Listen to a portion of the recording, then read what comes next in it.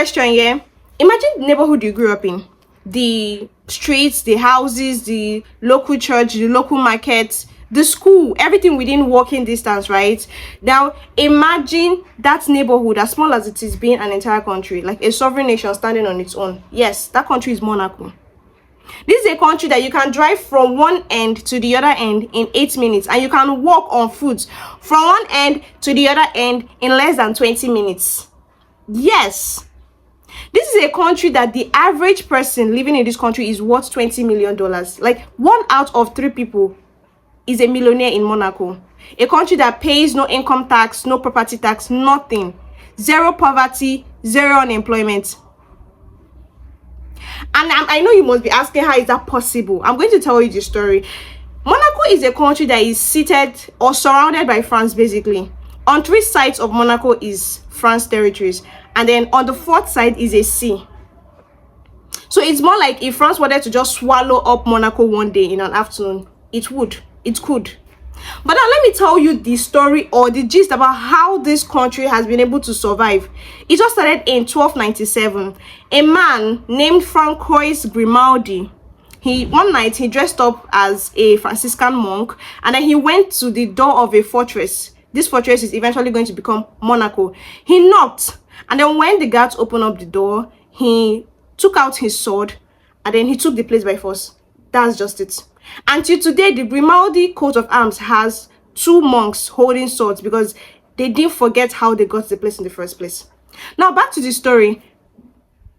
After 600 years, when this whole thing happened with Francois taking the fortress by force, Monaco was just a small country, a country that every other bigger country just pushed around occasionally.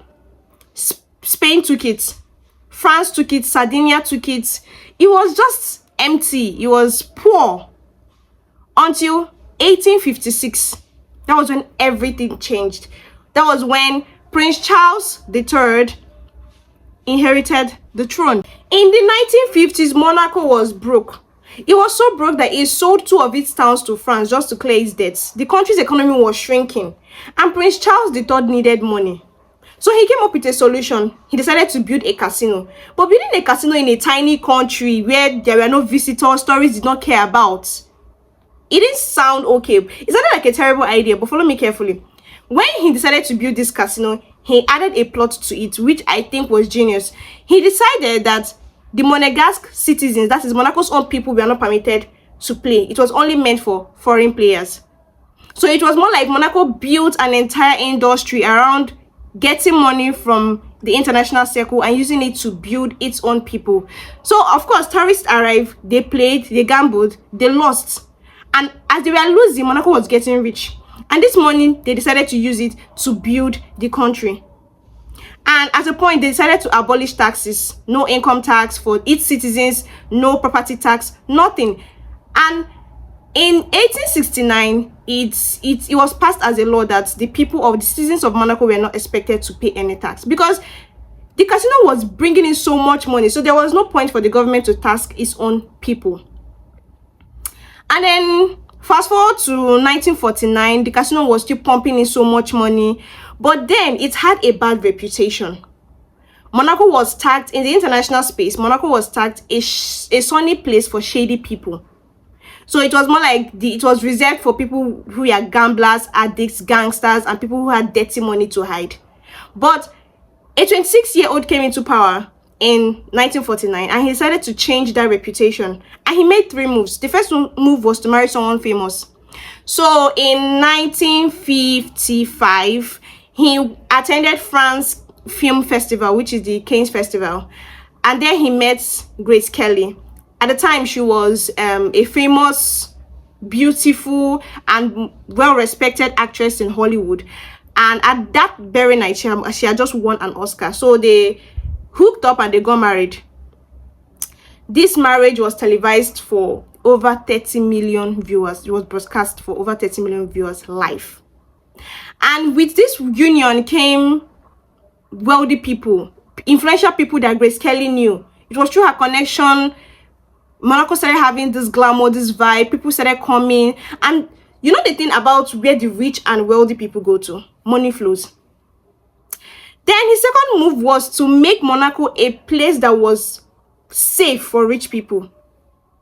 He built a banking system where taxes were eliminated, were abolished.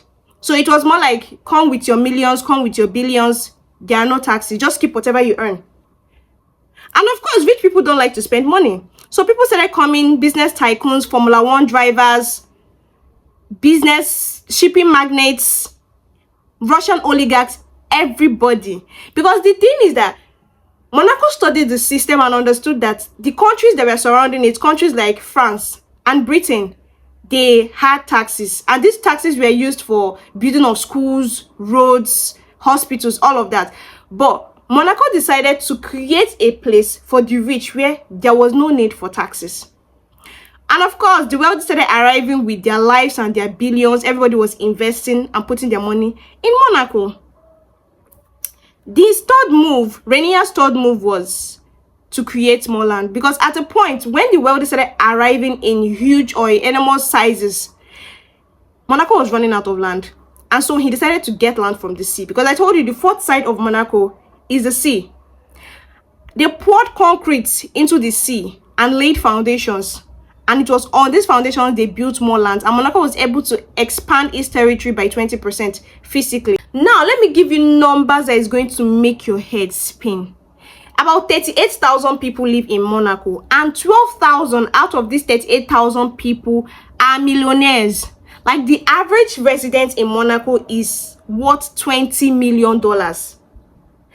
Monaco is the only country where there is not a single person living in poverty. Zero poverty, zero unemployment in Monaco. That is the only country that can brag about that on earth right now. And because there is so much rich and wealthy people coming into Monaco, Monaco has one of the most concentration of police in the world.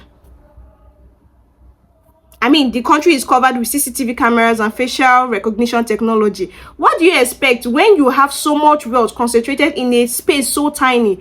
You have to take security very, very seriously.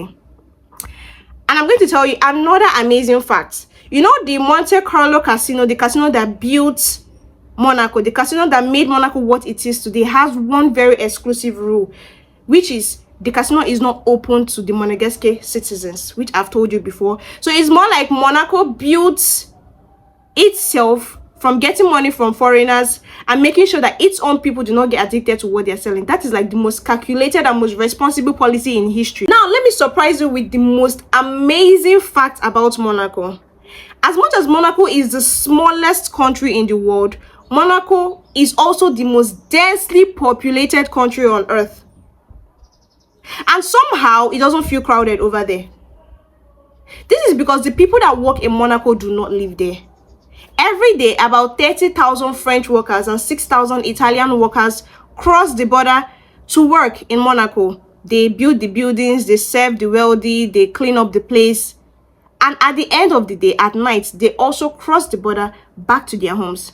So the place doesn't really feel congested. Now, the Monaco story can never be complete without the tragedy.